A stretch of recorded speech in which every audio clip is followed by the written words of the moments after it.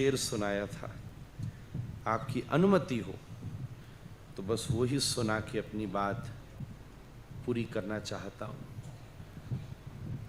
ये सारी कोशिश केवल इस चीज के लिए है कि हे राधा रमण, सबको मेरे बाद रखिएगा, सबको सबको सबको मेरे बाद रखिएगा, मैं आपका हूं, बस ये याद रखिएगा। और तो सब बात ठीक है, सबको मेरे बाद रखिएगा, हो सके तो सबको मेरे बाद रखिएगा, मैं आपका हूं, बस ये याद रखिएगा। सारा भजन, सारा योग, सारी सिद्धियों का स्वरूप इतना सही है।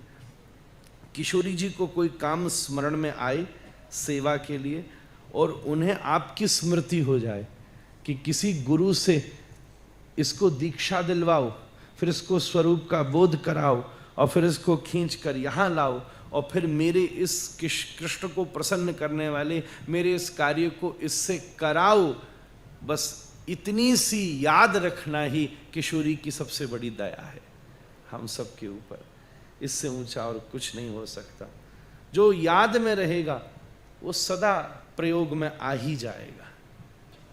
घर में जो वस्तु याद नहीं रही हो तो अपन को नई लानी पड़ती है, फिर याद आता अरे यही धरी थी, हम तो भूल ही गए। पर अगर जो वस्तु याद में रहती है तो कहीं ना कहीं कभी ना कभी इतना हमारे यहाँ कंस्ट्रक्शन चल रहा था। सच बोलूं तो पर बाबा गुरु जी का चित्र जो सबसे प्राचीन बड़े महाराज जी ने बनवाया था, और ये मैसूर के राज पेंटर ने बनाया था।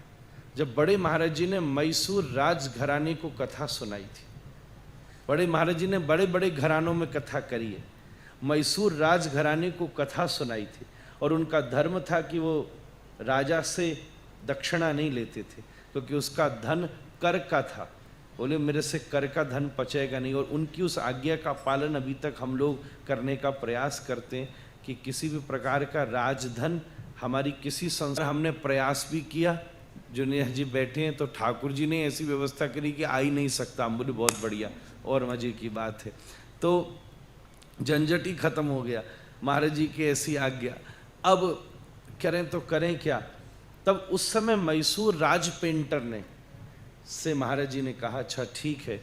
एक ही फोटो थी, पिलखुआ में खींची गई थी, भक्त रामचरण दास जी के यहाँ पिलखुआ में परदादा गुरु जी की एक ब्लैक एंड वाइट फोटो थी उस टाइम खींची। वो फोटो उन्होंने मैसूर राजघराने के व्यक्ति को दी और उससे ये परदादा गुरु जी का चित्र निर्मित हुआ। और ये चित्र ऐसा है, आप जहाँ बैठ के देखोगे आपको लगेगा आपको देख रहे हैं। उधर वाले भी, उधर वाले भी, उधर जहाँ से देखो आपको लगेगा आपको देख रहे हैं। अब मैं आपसे हम ये कह रहे थे कि ये चित्र पिछले साल भर से लाइब्रेरी में सुरक्षित रखा था, पर हमें बचपन की स्मृति रही है कि ये चित्र पिताजी महाराज मंच पर विराजमान कराते थे। पहले ड्राइंग रूम में रहता था। पहले ही दिन हमें एकदम स्मरण में आया, अरे महाराज जी का चित्र मांगा। हालांकि और भी चित्र हैं, ये विराजमान करो इस होली उत्सव में।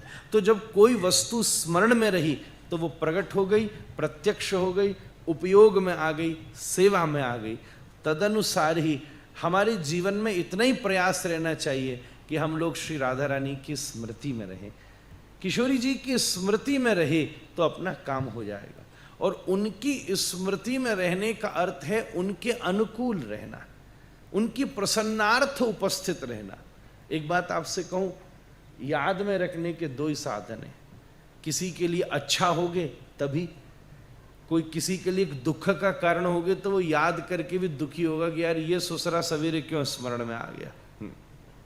कभी कभी हमें याद है सुबह सुबह महाराज जी का फोन पहुंच जाता था 6-7 बजे किसी वैष्णव को, तो धन्य हो जाता कि वाह आज गुरु महाराज ने हमारा स्मरण कर लिया, आज स्मृति हो गई। यही हमारे भजन का परिणाम स्वरूप है। कोई मैसेज आ जाए, कोई सूचना आ जाए, ऐसे ही बस सबके बाद मुझे मेरे बाद सबको रखिएगा, मैं आपका हूं ये याद रखिएगा।